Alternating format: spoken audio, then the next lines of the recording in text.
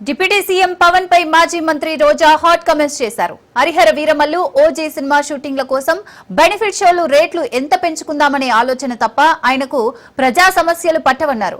పవన్ కళ్యాణ్ కు రైతుల, మహిళలు, విద్యార్థుల సమస్యలు పట్టవన్నారు.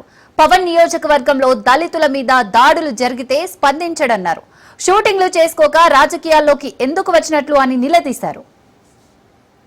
మీకెందుకురా చదువులు, పేదవాళ్ళు కూలీ చేసుకోవాలన్న విధంగా ఈరోజు ఎడ్యుకేషన్ మినిస్టరు లోకేష్ గాని వాళ్ళ నాన్న మరి చంద్రబాబు నాయుడు ప్రవర్తిస్తుంటే, నా ఓజీకి 1000 రూపాయలు పెంచితే చాలు టికెట్, మీరు ఎక్కడ చచ్చినా నాకు అనవసరం అని చెప్పి ఈరోజు పవన్ కళ్యాణ్ గారు ఏ విధంగా ప్రమోషన్స్లో బిజీగా ఉన్నారో మీరు చూశారు.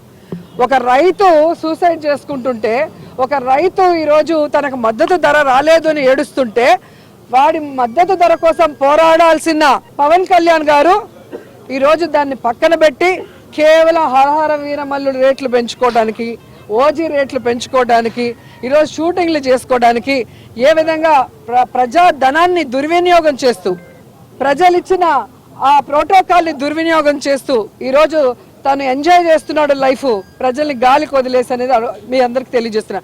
ఈరోజు ఎక్కడైనా ఒక ఆడపిల్ల చనిపోతే పట్టించుకోడు, పిఠాపురంలో చచ్చిపోతే రేపు చేసే పట్టించుకోరు. ముఖ్యంగా రెడ్ బుక్ రాజ్యాంగం అంటూ ఈరోజు తప్పుడు కేసులతో ప్రతి ఒక్కరిని జైలుకు పంపించి ఏ విధంగా వాళ్ళ జీవితాలతో చెలగాటమాడుతున్నారు.